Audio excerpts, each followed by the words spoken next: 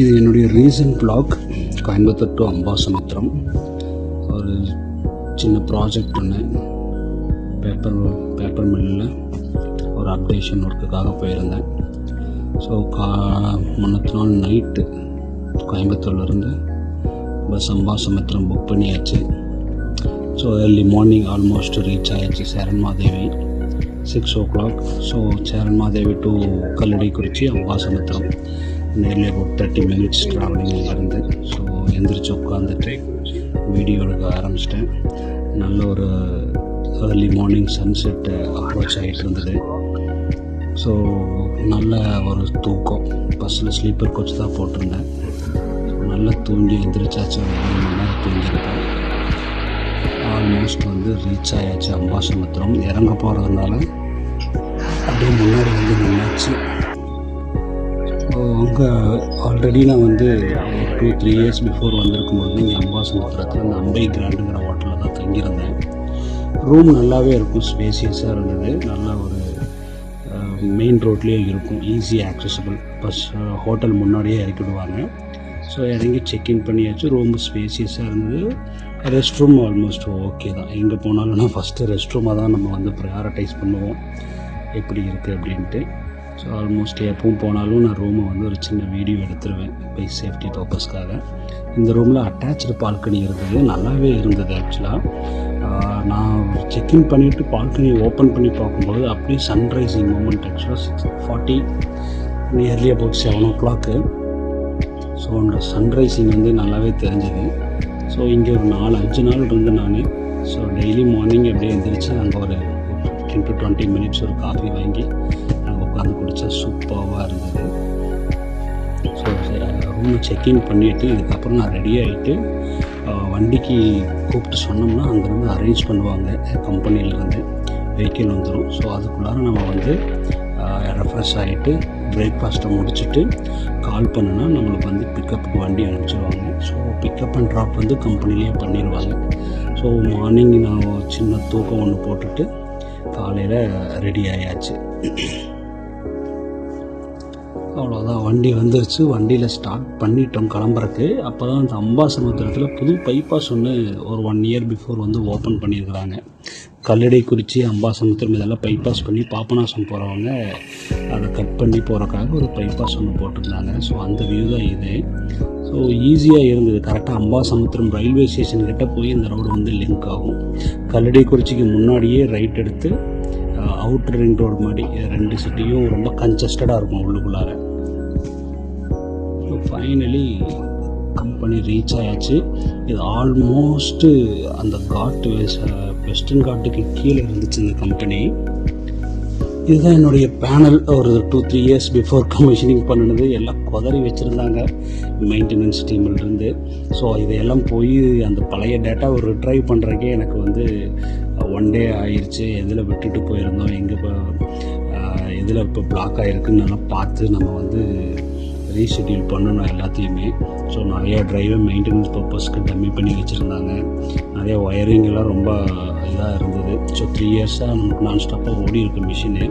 So எதுலேயும் இடையில break downs மாதிரி எதுவும் வரல, மேஜர் பிரேக் டவுன்ஸ் வரல. அவங்களுடைய பீரியாடிக் மெயின்டெனன்ஸ்க்காக ஸ்டாப் பண்ணனதோட சரி. ஸோ மிஷின் கண்டினியூஸாக ரன் ஆகிட்டு தான் இருந்தது. இப்போ எதுக்கு வந்திருக்கிறோன்னா, ஒரு லைன் ஷாஃப்டில் கிட்டத்தட்ட ஒரு 4-5 செட் ஆஃப் ரோலர்ஸ் ஓடிட்டுருக்கோம். ஸோ அவங்களுடைய குவாலிட்டி இஷ்யூஸ்க்காக ஒரு ரோலரை மட்டும் லைன் ஷாஃப்டிலிருந்து ரிமூவ் பண்ணி இண்டிவிஜுவல் டிரைவ் போட்டு அதை SX பஸ் கம்யூனிகேஷனில் நம்ம ரேஷியோ சிங்க்ரனைசேஷன் பண்ணணும். இதுதான் அந்த டிரைவ் புதுசாக எடுத்துருக்குறாங்க. ஃபியூஜியில் ஃப்ரெனிக் மெகாங்கிற சீரீஸ் வந்திருக்கு.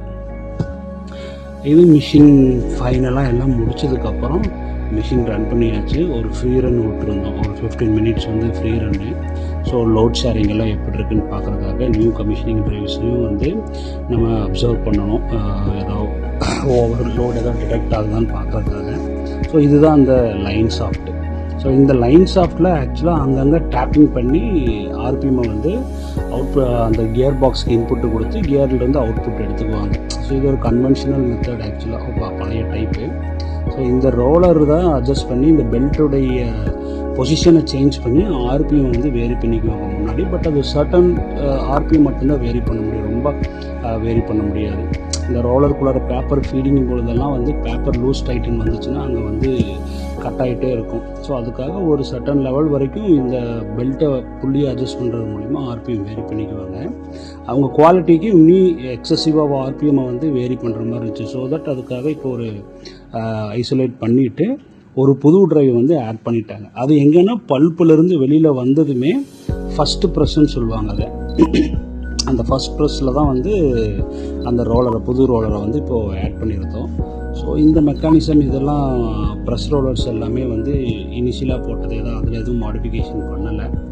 அதிலிருந்து பல்ப் டு இங்கே ரீல் வரைக்கும் போப் ரீல்னு சொல்லுவாங்க. அதை அந்த போப் ரீல் வரைக்கும் நம்ம வந்து எக்ஸிஸ்டிங்கே பண்ணி கொடுத்தாச்சு. இதுதான் அந்த ரீல். ஆக்சுவலாக இங்கே தான் லாஸ்ட்டாக வைண்ட் ஆகும். இது வந்து கார்கேஷனுக்கு வர ஷீட் மாதிரி பேப்பர். நம்ம நார்மல் ஒயிட் ஷீட் கிடையாது, ஒரு திக்கான ஜிஎஸ்எம்லேயே எடுப்பாங்க. ஸோ இது வந்து அந்த ப்ரௌன் ஷீட் மாதிரி வரும்னு வச்சுக்கோங்களேன். ஸோ அந்த இது வந்து இப்போ எல்லாம் கமிஷனிங் முடிஞ்சு நம்ம லைனுக்கு ப்ரொடக்ஷன் கொடுத்தாச்சு. ஸோ அதுக்கப்புறம் எடுக்க ஆரம்பிச்சிட்டாங்க. ஸோ அதுதான் இப்போது பார்த்துட்ருக்குறீங்க. இதில் வந்து இப்போ நம்ம அந்த ரேஷியோ அட்ஜஸ்ட்மெண்ட்ஸ் எல்லாமே கேலிப்ரேஷனுக்கு வந்து நம்ம ஹெச்எம்ஐயில் கொடுத்துருந்தோம். ஸோ அது எல்லாமே மறுபடியும் நான் ரீவெரிஃபை பண்ணியிருந்தேன். அங்கே ரேஷியோஸ் எல்லாம் மாறி இருக்கா, எக்ஸிஸ்டிங் செட்டப் எல்லாம் எப்படி இருக்குன்னு சொல்லி வெரிஃபை பண்ணியிருந்தோம். பை ஃபிசிக்கலாக இங்கே நம்ம மெஷர் பண்ணி பார்க்கணும். டேகோமீட்டர் போட்டு ஒவ்வொரு ஃபெல்ட்டும் என்ன ரேஞ்சில் ஓடுது அப்படின்னு, ஆஸ் வெல் அஸ் அங்கே மோட்டார்லேயும் நம்ம வந்து பார்த்துக்கணும். ஸோ ஆல்மோஸ்ட் எல்லாமே மானிட்டரிங் பண்ணியாச்சு. இப்போது அந்த பேப்பர் பல்ப்பில் இருந்து வெளியில் வர இடத்துல தான் அந்த ப்ரெஷ் ரோல், ஃபஸ்ட்டு ப்ரெஷ் ரோல்னு சொல்லுவாங்க. அது என்னென்னா அந்த பல்ப்பில் இருக்கிற வாட்டர் கண்டென்ட்டை வந்து ஆல்மோஸ்ட்டை வந்து புழிஞ்சு எடுக்கும், ஸ்க்யூஸ் பண்ணி எடுக்கிற மாதிரி ஒரு ஸ்க்யூஸருக்கு வந்து போட்டிருப்பாங்க. அந்த ரோலருக்கு தான் இப்போ இந்த புது ட்ரைவை வந்து நம்ம லைன் ஷாஃப்ட்லேருந்து ஐசோலேட் பண்ணி இண்டிவிஜுவல் மோட்டார் கண்ட்ரோலில் கொடுத்துருந்தோம். ஸோ இதுதான் அந்த ஃபஸ்ட்டு ப்ரெஷ். ஆக்சுவலாக பேப்பர் அந்த பல்ப்பு வந்ததுமே பேப்பர் ஃபார்மேஷனுக்கு இங்கே தான் உங்களுக்கு வந்து ஃபஸ்ட்டு ஆகும். இதில் பேப்பர் மேலே ஏறுது, இங்கேருந்து பல்ப்பு வந்து அந்த பெல்ட்டில் வந்து ஸ்ப்ரெட் பண்ணி வந்துட்டுருக்கும். உங்களுக்கு நைஸ் எக்ஸ்பீரியன்ஸ் ஆக்சுவலாக பேப்பர் மில்லில். இதெல்லாம் ஒரு ட்ரெடிஷ்னல் இண்டஸ்ட்ரி.